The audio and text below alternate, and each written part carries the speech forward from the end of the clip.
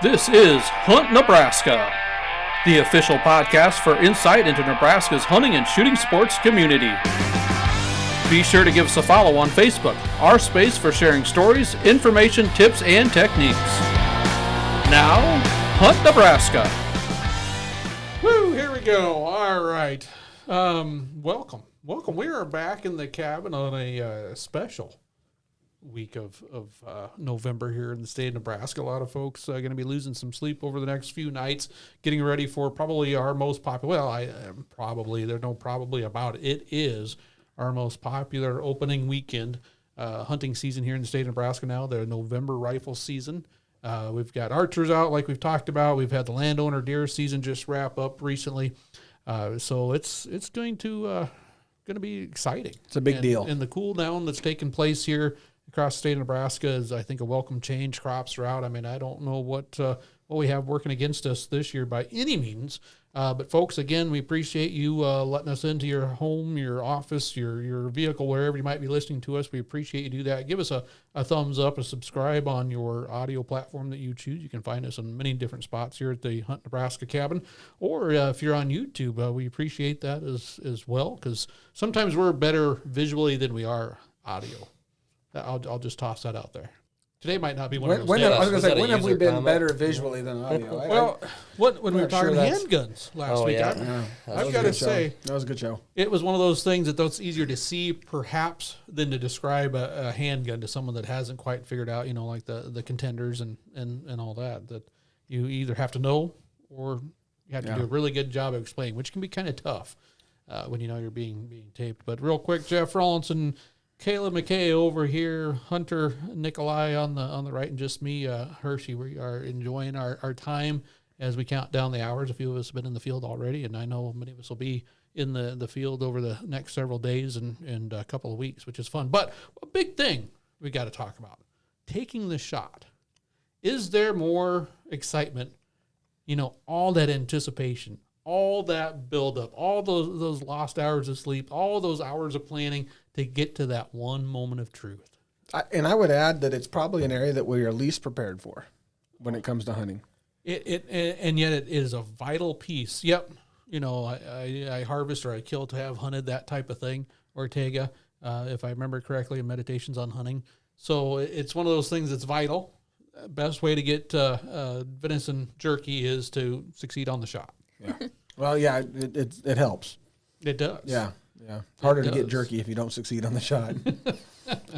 But even we talked about it on the show before. Sometimes, hunters, perhaps as a whole group, not everybody, and definitely probably not the folks listening, but as a group probably don't practice that moment as much. They'll spend hours reviewing the best types of doe urine and scent control products and camouflage and how to stay warm and even how to pipe propane heat into their ground blind and things like that, but not as much on the actual shot. And that hasn't really changed over the years. It hasn't. And as much as I practice at the shooting range, I have yet to be on that concrete bench when a buck walks by. It just has never worked out that way. Planning. Well, I mean, think about it, there's so many different ways that a hunt could turn out. It's something that's hard to prepare for. Yeah. Both really mentally and, physically. If you're out deer hunting, firearm gun season once a year, and you got your stand you set up in the preseason, maybe you could take some shots from there if it's in an area where you could. But there's so many variables. But there's certainly things you can do to make it. Well, and you hit on it, Jeff, is a lot of times where we do take those practice shots, very controlled environment. Absolutely. And then where we're out in the field, nope. Yeah, nope, we think really. That translates over from the bench to the field, and I'm here to tell you it does not. It helps. The more trigger time, the better. There's no question about that. Everybody always asks, what's the one thing you can do to become a better shooter? Burn powder. There you Period. go. So, but what happens at the bench at the shooting range is not always the same scenario in the field. And folks, we have got two experts, and Hunter and I. I'm going to toss you into the expert side here just as we go, but in a very specific area. But we're sitting across from a former UNL Rifle Club team member where shooting was paramount, and I'm sure a lot of different techniques and how you went about it. drilled into you from a pretty young age when you competed before going to college and then became part of that collegiate program. So Kayla has got that hat. Jeff wears the hat that probably burns more powder than, well, I'd say you're only second to probably the Hornaday Research Facility here in the state of Nebraska. In the words of our esteemed Teddy Roosevelt, I don't shoot well, but I shoot often. That's me. That's me. And so we've got two experts there. Hunter, though, I've got to give you credit. Having grown up in a situation similar to you where deer hunting with a gun meant shotgun, shotguns aren't the same tool as a rifle by any means. The triggers aren't built for that. The recoil is made only to maim you a little bit when you pull the trigger because... help me out, Jeff. I know Kit Hams, our old program or big game program manager, used to have a list of the recoil of different rifles and put 12 gauge up there, and it was right around like a 458 Win Mag elephant rifle. I mean, it was a huge amount of recoil, and so you've got that technique down because we do probably have a few hunters that are listening to this that might be using the shotgun with the slugs as well. Me, I've got absolutely no skill with a rifle at all. None. Little bit of experience with muzzleloader, a little bit of experience of taking my center fire rifle out to the field and back to the truck and out to the field and back to the truck. It loves field trips.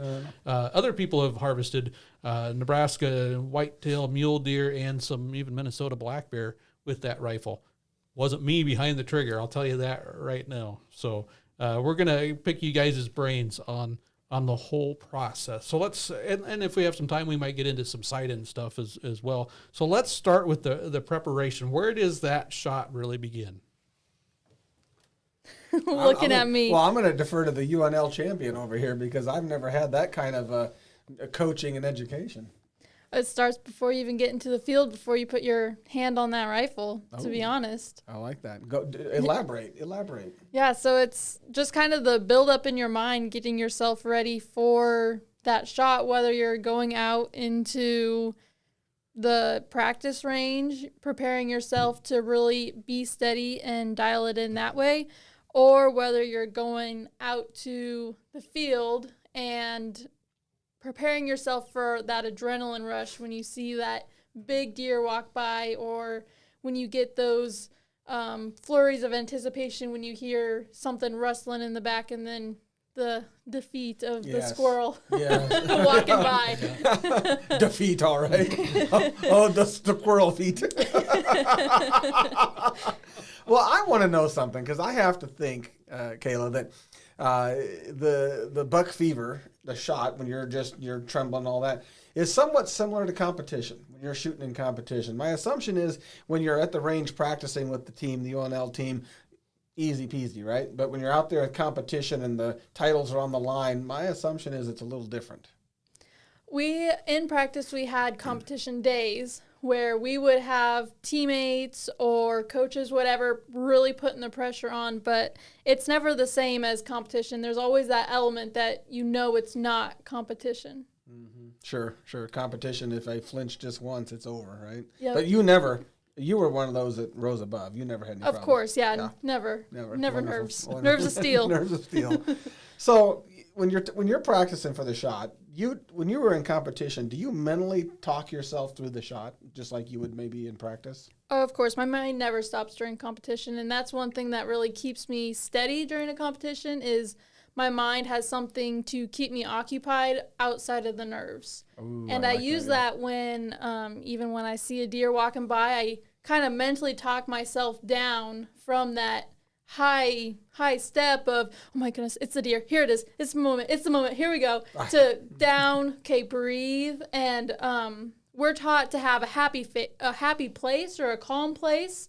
And I always imagine the horse barn that I worked in when I was in high school, middle school. And that was kind of my happy, calm place. And it would always lower my heart rate quite a bit. And I'd just think about that, and then that'd bring me down.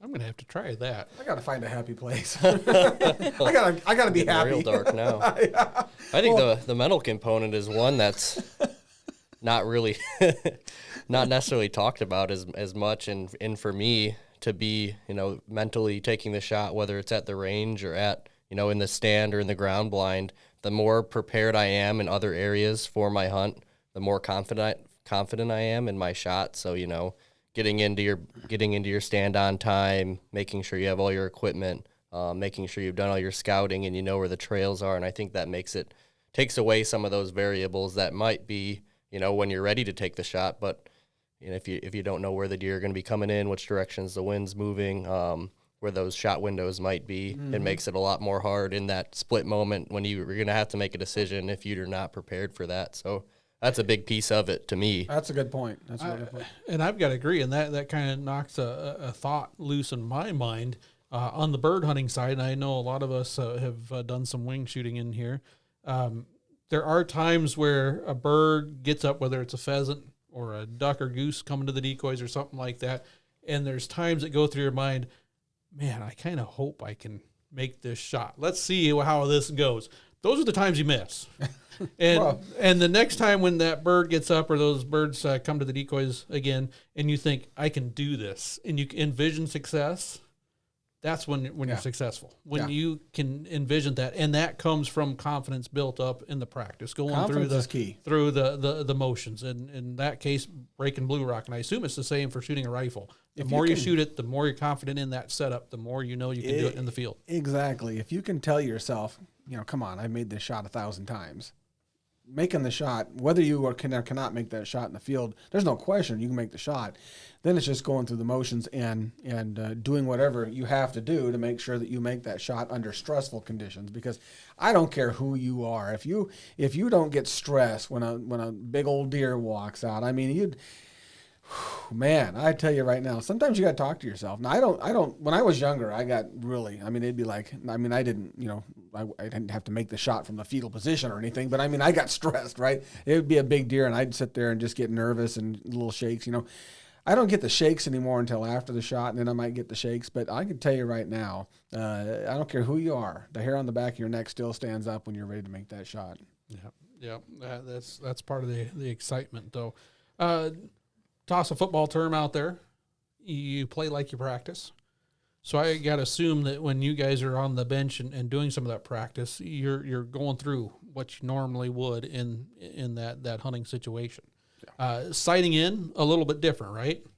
Sighting in, you're testing what that rifle, scope, sights, whatever can do.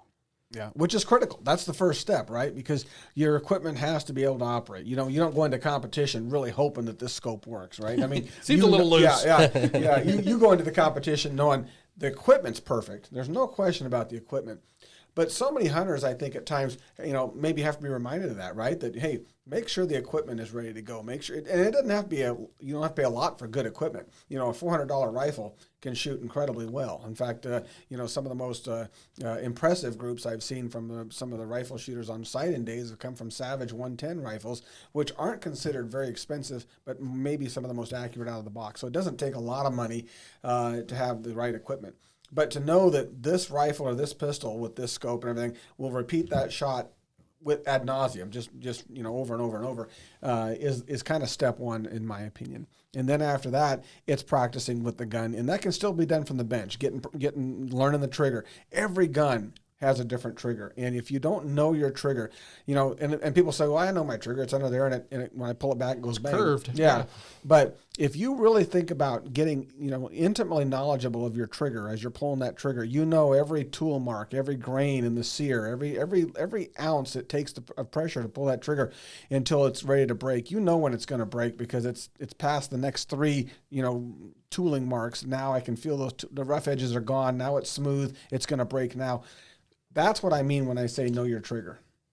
And I want to know how you figured that out, because you know I've often heard the axiom said almost you know nonstop since I became a hunter.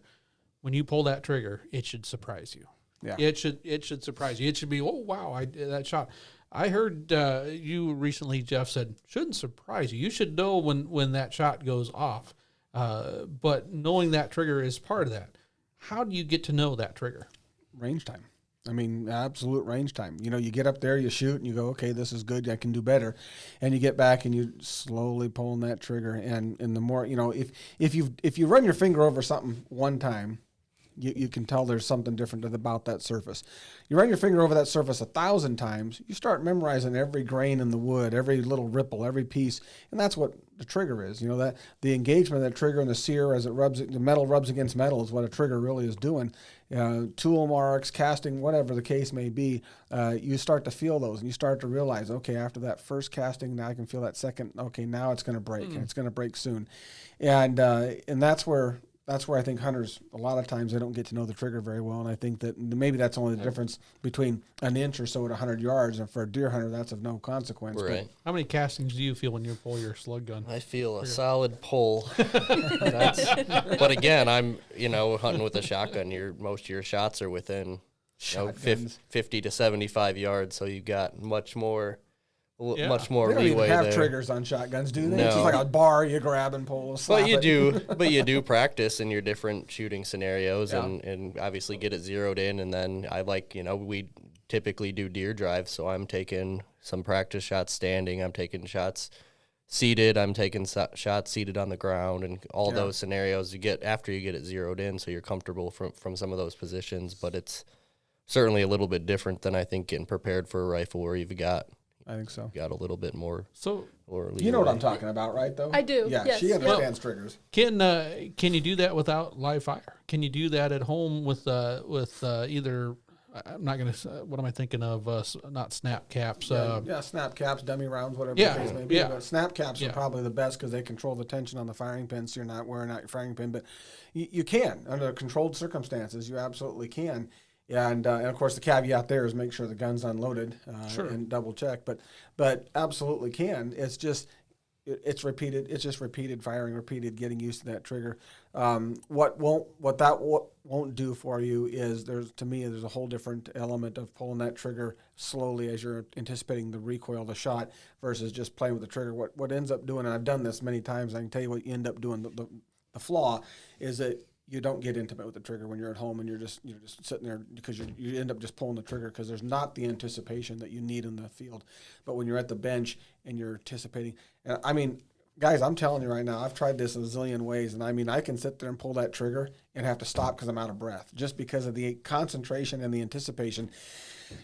And I got to take a deep breath again because you're concentrating so much that it almost wears you out. And then you get back to the trigger and pull and squeeze. I agree. I don't believe it should surprise you. I think you should know your trigger and you should know when it's going to break. But I do think that it shouldn't be to the point where you say I'm going to make it fire now. That can't happen. You've got to let the trigger go as it fall as it needs. The hammer falls, it needs to fall. Trigger pulls, it needs to be pulled. So Kayla, in a lot of your competitions, you probably only had so many shots you could fire.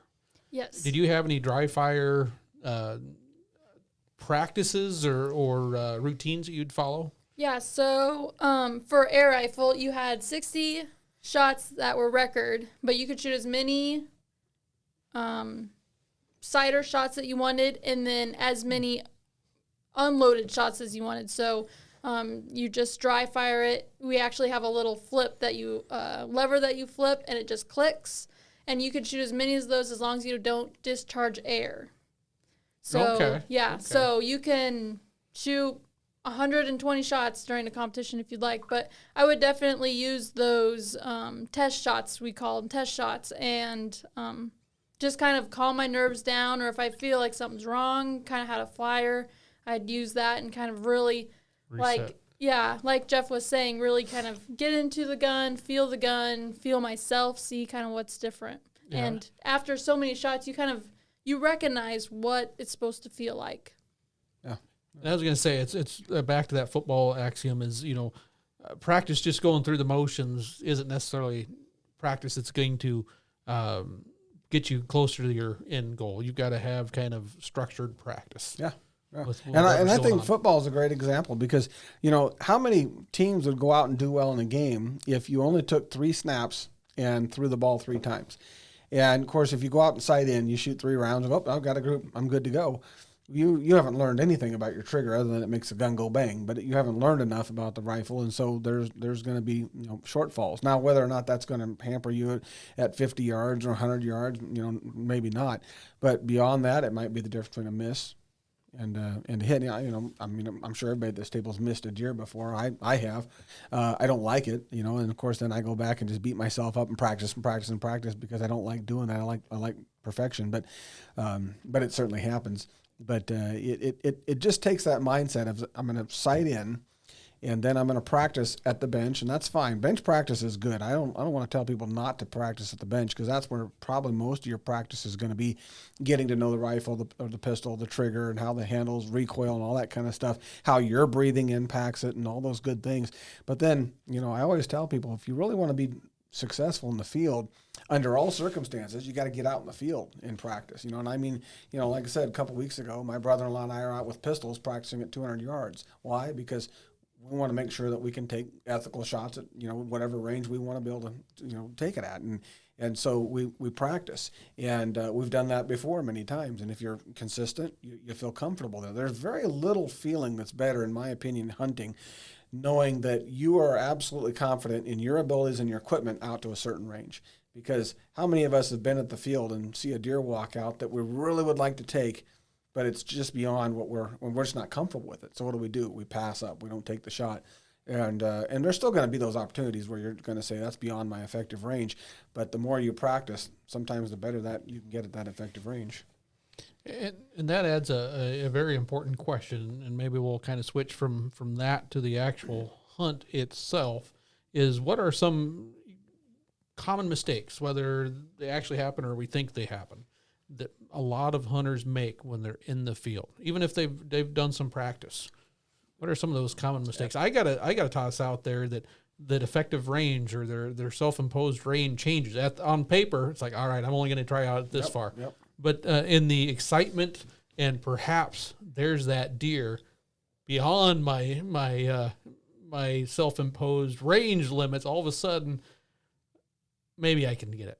It's another 30 yards out there. Maybe this will work. Yep. I think that's one. I think kind of going right along with that is folks, with different daylight conditions, different weather conditions, if they don't have technology or those yardages marked prior to their hunt, I think they might be estimating ranges at a wrong distance too. So they're pulling the trigger when they think a deer's at 100 yards when it's really 130, 140 yards, and that slight difference, whatever yardage you're at, could make or break your shot. You're spot on, and I've thought about this question many times. This is one of those lay in bed, not be able to sleep at night type questions for me. And I'm going to tell you right now, it's rushing the shot. I think with anything else, it's bar none, it's rushing the shot. And here's the difference. When you're at the range, that target, you've gone through great lengths to make sure it doesn't move around very much, right?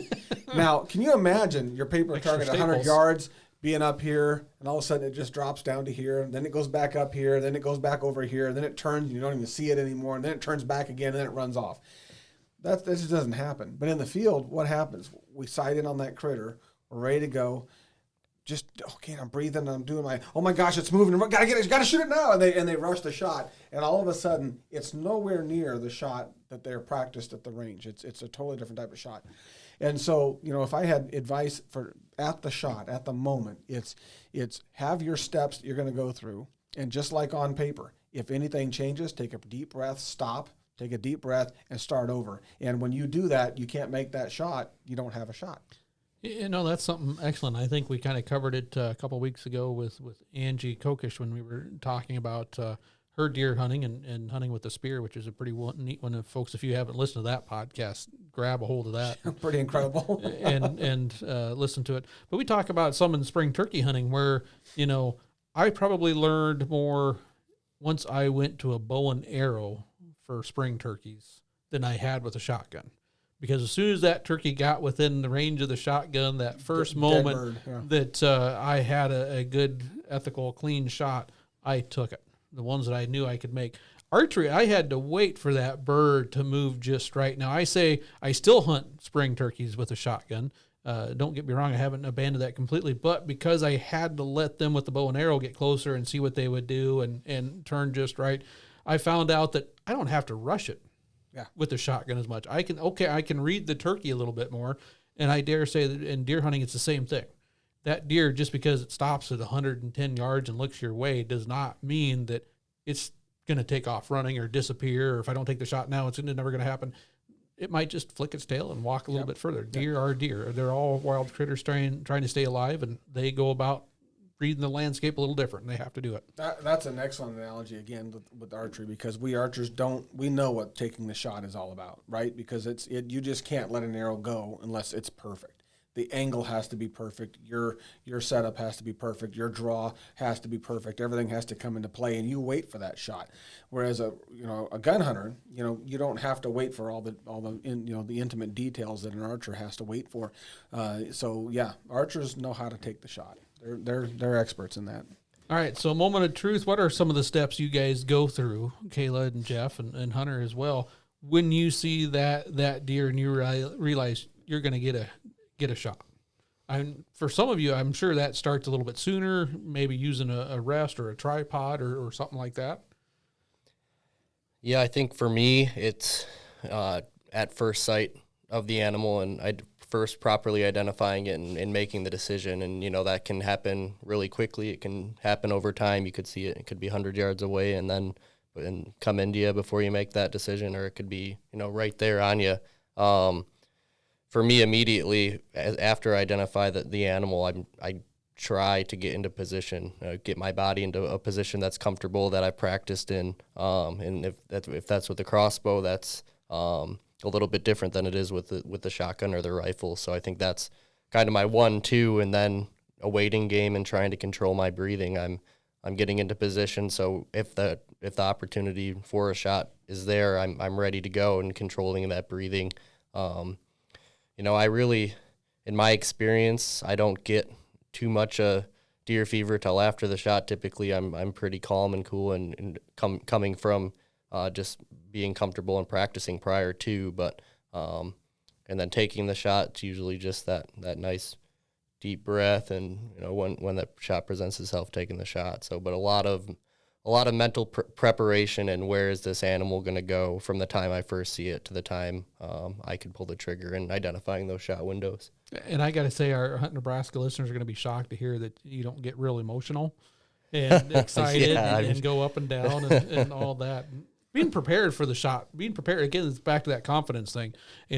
On my side, it's holy poop, there's a deer. I got to put this hot chocolate down just right and stuff. But I know a lot of other hunters, they've got the gun already up there, they're ready, and then it doesn't take as long to be ready for that. Well, how many times have you been in a blind with somebody and the gun's sitting on the side, sitting against the wall, leaning in a crevice or something, and they're sitting in the chair, they're relaxed, they maybe have their phone out and they're looking through their phone, and you're thinking to yourself, if a deer walks across this power line, before you get a chance to even think about shooting it, the deer's gone. There's no chance of that happening, right?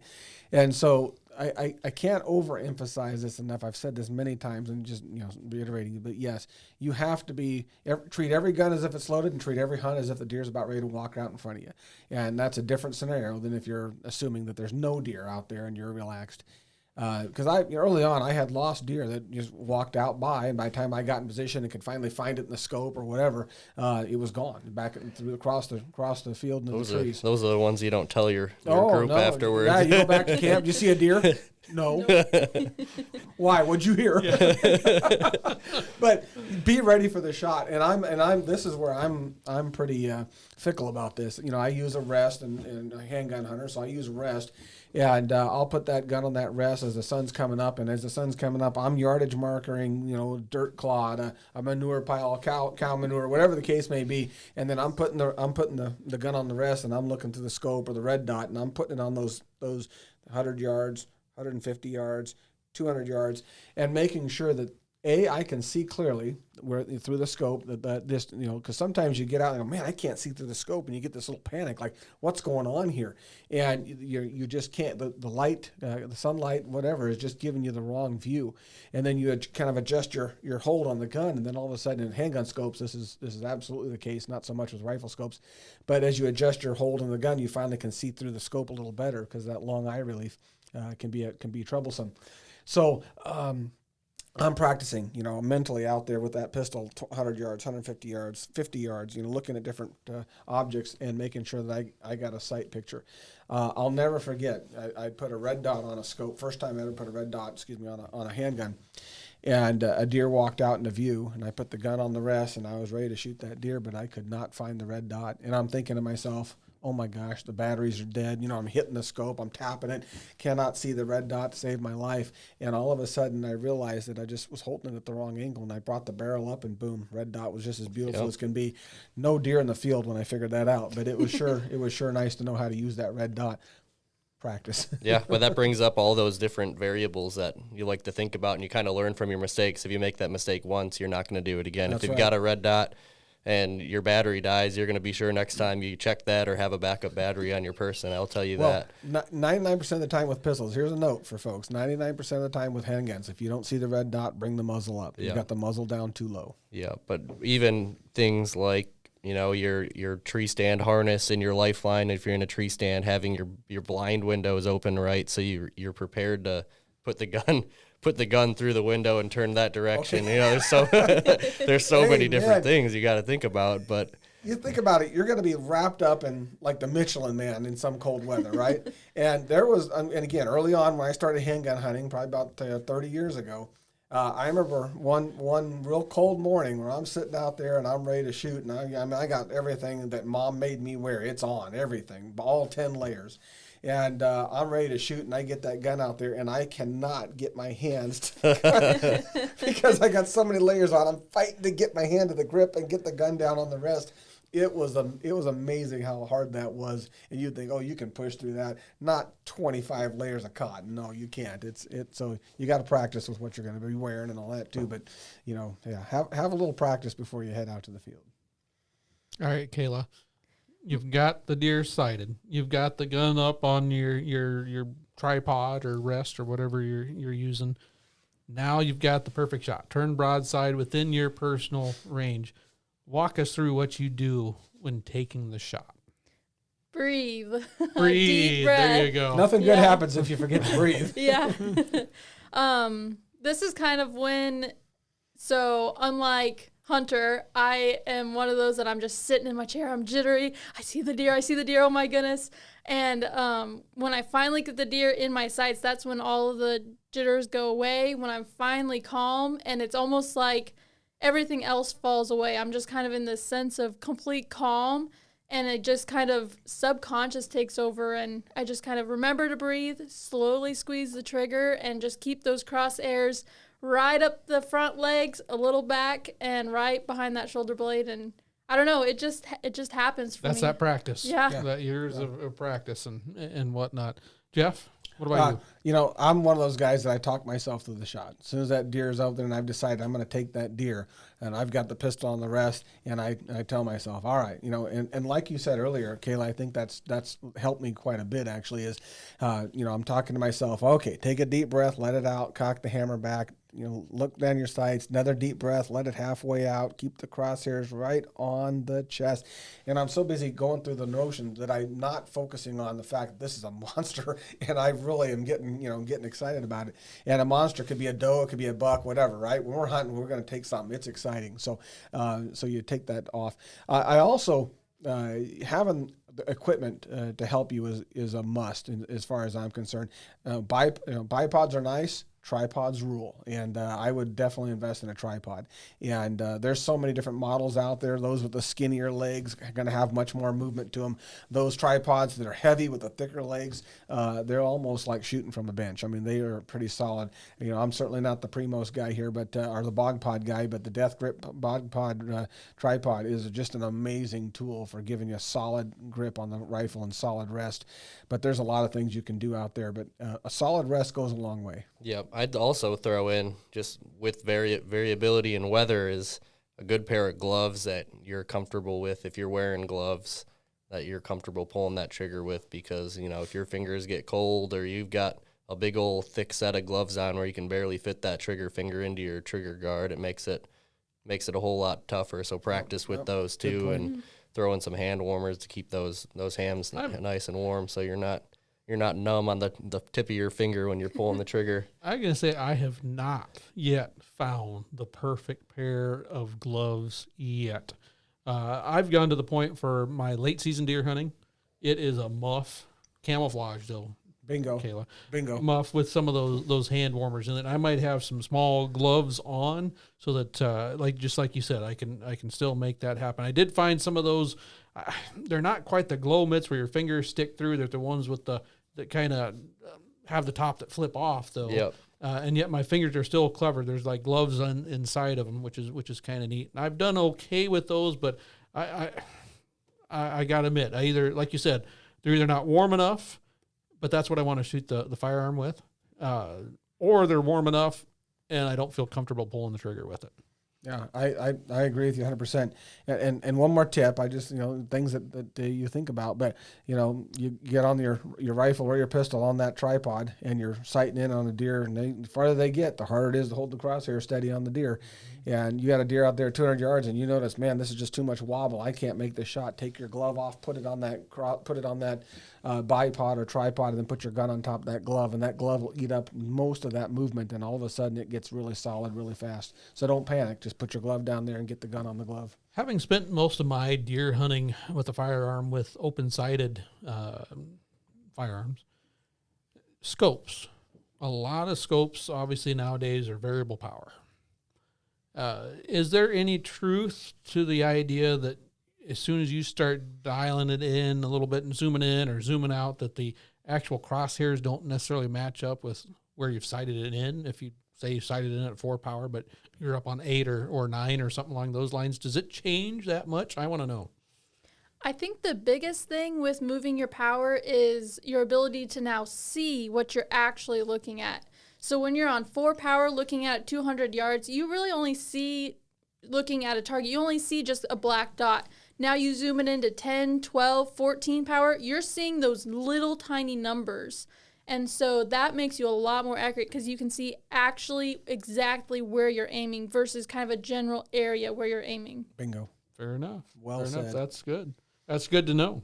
That's one of those things I think that gets repeated enough that a lot of hunters just kind of take it, well, that must be true. I'm not going to move my scope now. Because I know about it variable, but I'm not going to move it because I heard this said, which is good to know. That's something us shotgunners aren't as No. well versed on. You got to lean to the other side of the table on those types of things.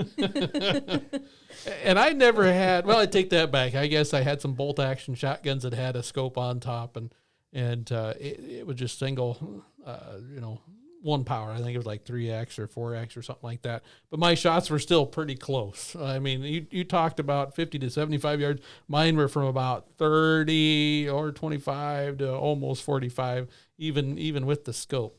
But it is one of those things that it's amazing. As you zoom in, though, you also notice that it wobbles just a little bit more than talking Absolutely. about what's going on, just the idea. But I do like that the red dots, my brother got one of the first ones that he put on a shotgun. And I remember first deer he took with that, which was a pretty nice buck, at about 60, 70 yards. And he said, all I saw was antlers and ears, red dot, and a tail sticking out of the back. And he just kind of had it, that looks good. And it was just, what do they call that, MOA? They were big red dots back then. Yeah, 40 MOA. Cover up the whole hill. It was something else. Well, and that's the negative of red dots. Even a 2.5 MOA at 100 yards can cover up quite a bit of a critter. So red dots are great, but I really think red dots are more of a close range out to 100 yards type proposition. If you're looking at shots across bean fields, red dots aren't going to cut it for most shooters. It's going to be the fine crosshairs on a good scope. And I will say this is of course most people listening to the podcast right now, they've already bought their rifle, they've already bought their scope, and they're heading out to the deer woods. But I will say this, if you're going to spend money, if you have money to spend, and I always say buy the best you can afford no matter what, guns, ammo, whatever. But if you're going to spend money, the scope is where you want to spend the money. And I would rather see a $400 rifle with a $1,000 scope versus a $1,000 rifle with a $200 scope. It just, the scope makes the difference. There's no question about it. The few times I've had the fortunate to shoot quality scopes, an incredible difference over shooting a scope that's not near the quality, especially out in the field. Something else I hear is try to see the shot hit through the scope. Is that something you're trying to do? Follow through. Yeah. Follow through. Yep. Walk me through that.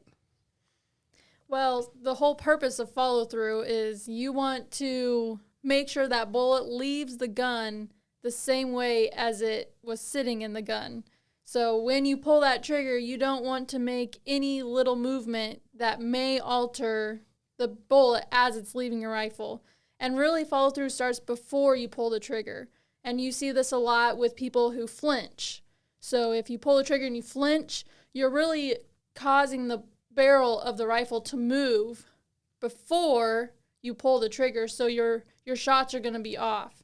And so the whole theory of watching the shot hit your target is you're following through, making sure that shot goes tried and true to the target, and you're not causing it to fault in any way or anything.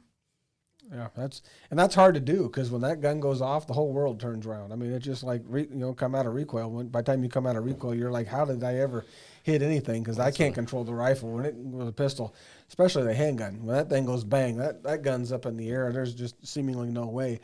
But what Kayla is referring to with that follow through, it's not so much that you're not going to move the barrel because the gun's going to recoil, but loose grip, tight grip. How does that impact the bullet impact? And I can tell you right now that too tight a grip will have a negative impact. Too loose a grip will have a negative impact, because it will rise. The muzzle will rise before the bullet's out of the barrel, and so you've got to play with grips, and you got to try to and that's why I say with handgun hunting, the grip and how it fits you is key. That's before the shot even, but having a grip that fits your hand or modified to fit your hand is really important to me. Not to everybody, but when you're trying to scratch out that last bit of accuracy at 100 yards or 200 yards, those little things make the difference. What about with rifles? Is the grip just as important? I think how you shoulder the gun and how you come up to the gun and hold it is important, but the grip itself, I think, is probably now, Caleb being a champion shooter might say, well, yeah, we modified our guns and all that, but I've never shot at that level with a rifle, so I'd say, to me, for hunting purposes, it's not near as important. I just make sure it's comfortable. Whatever you're shooting, just make sure it's comfortable, that you're not having to really grip it because you feel like it's going to fall out of your shoulder, but not having such a loose grip because the grip is so big in your hand that you can't even hold on to the rifle. So just making sure you're comfortable in the rifle, no matter kind of what your position is. Now, something, Hunter, that you and I didn't have to worry about when it came to shotguns, but I've even seen experienced deer hunters with rifles make this mistake is those floated barrels. And where, shotgun, it's attached. It doesn't really matter what you're resting that barrel on necessarily. It doesn't help, perhaps.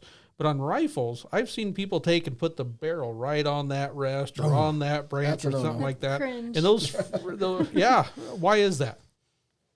It's a floating barrel. A barrel is. What does that mean, though? I mean, you got to help using these highly technical terms. Yeah, the barrel's better than the stock back toward the trigger, the action. Yeah, toward the action.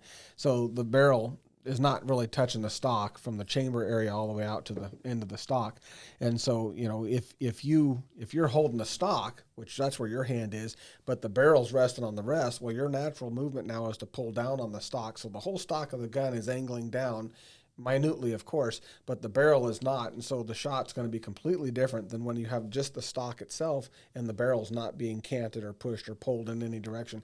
So when you're putting a gun on a rest, you always want to make sure that the stock is what's on the rest, not the barrel. That's for any gun, no matter if it's a floating barrel or not. Yep. Yeah, that's one of those interesting things that I still see people do it.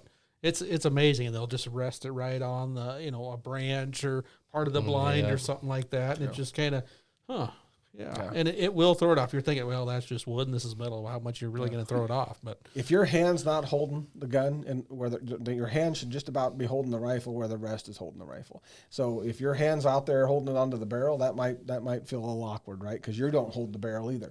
Your hand should be holding the gun where the rest just about holds the gun. And if you think about how shooting works, little tiny millimeter, nanometer movements or changes back by the gun can make inches of movement out hundreds, 200 yards. So just a little tiny movement can be huge. Yeah, I bet you that probably is a pretty common mistake out there, and maybe most hunters are within a range where it's not going to have an impact, so they don't notice it and keep doing it because that's what they do, and they've had success with it. But it's when you do miss, trying to figure out what that is. That might be it if you're out there listening. How many times we heard hunters say, I just couldn't keep the gun still. That buck walked out, and I just couldn't keep the gun still. And in reality, what's likely happening is there's two things that'll screw up a shot more than anything, and that is your breathing and your heartbeat. Because those are the only two things that should be moving until you pull the trigger. The trigger is the third thing. When you pull that trigger, if you don't know how to pull the trigger properly, that's the third thing that can screw up a shot. Now, your breathing, you can control that. Take a deep breath, let it out. Take a deep breath halfway out. You're oxygenated. You're never going to be more relaxed than at that point in time, and you squeeze the trigger. Now, when it comes to your heartbeat, though, you can't control that very easily. So if that heart's just normal beat, well, that's where you're at the range. So that makes it pretty simple.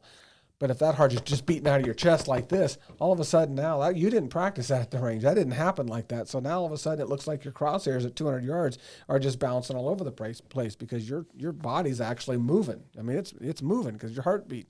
How many times you've been laying in bed and woke up just your heartbeat just pounding and you can just almost feel like the bed's moving. That happens once in a while, dreams and whatnot. Same thing when you get excited. So what do? You don't take the shot. You talk yourself down.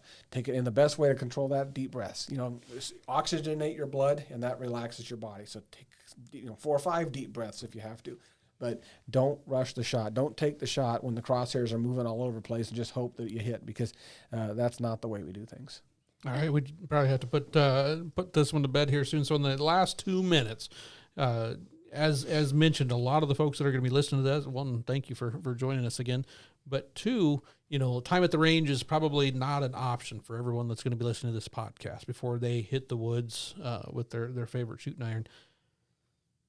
Advice. What is one of the things that they can do at home prior to the hunt in the blind that's going to help them be successful when it comes to taking that shot? One thing I always do is I visualize. So this can be hard if you're not used to visualizing, but just imagine you're sitting out in the woods. You can even do this in your house, in your backyard. Put the stand up in a tree, get out there, and just visualize a deer coming by. Go for a quick hike around the block and come back and sit and just visualize what that would be like, even though you're not in the woods. That's great advice. That's great advice. I think a lot of times people have never seen a deer critter through their scope until they're out in the stand seeing the first deer critter. And that's probably not the best time to see a deer critter, right? You should have seen a deer through your scope before, whether that's at home on a TV. I know one guy told me years ago that he watches hunting shows and he has his rifle right there and he's, got the scope on. Again, unloaded again. Right? Absolutely. Yep. Okay, You don't even have to have the bolt in the gun, right? You're just sitting there looking through that scope, visualizing on that deer where you're going to pull, where you pull the trigger with the crosshairs.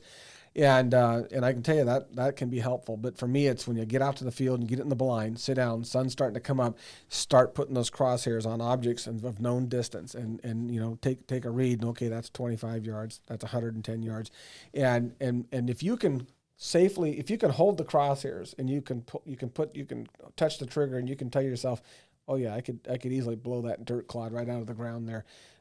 It's all of a sudden your confidence goes way up because you can control the scope or you can control the gun at 50 yards, 100 yards, 200 yards, and that builds your confidence up. And now when a deer walks out, you've already had the crosshairs controlled at that distance, so you don't have to worry about wobbling around or whatnot. There'll be more movement. I always promise you that. There will always be more movement. But you control that movement. You take those deep breaths, you keep the crosshairs, squeeze the trigger. If the crosshairs move, stop the squeeze, deep breaths, go back to your crosshairs, squeeze the trigger, and pretty soon those crosshairs aren't going to move, and you're gonna feel that trigger break. Gun's gonna go bang, and that deer's gonna drop. Hunter, we'll give the last word to the shot. I think Jeff touched on it a little bit, but control what you can control. Prepare. That's comes in preparedness, and then day of. There's things you can't control like the weather, a lot of game movement, other hunter movement, but you can control what time you get to the woods. You can control your shooting lanes where you're setting up your blind, et cetera, and the list goes on. The more things you do control when that shot comes, you're going to be more prepared, more confident, and ready to take that shot. Although there is always going to be those variables you just can't control. So the more prepared you are, I think the better off you'll be There you go, Well said. folks. Just follow this advice, and you're guaranteed to have more success in the field, at least by 15-20%. I'd say so. Guaranteed, if not more. And if you Or need your more money's info, back. Oh, your money back. yeah, there you That's go. what the studies show. Check out some of our other how-to deer podcasts that we put together a couple years ago, and I think we're going to have a nice addition with this one. But again, thanks for making us part of your day. We appreciate you being there. Make sure you give us a thumbs up, make a comment, so you know the next time one of these Hunt Nebraska podcasts drops. Until next time. Hunt Nebraska, brought to you by your Nebraska Game and Parks Commission.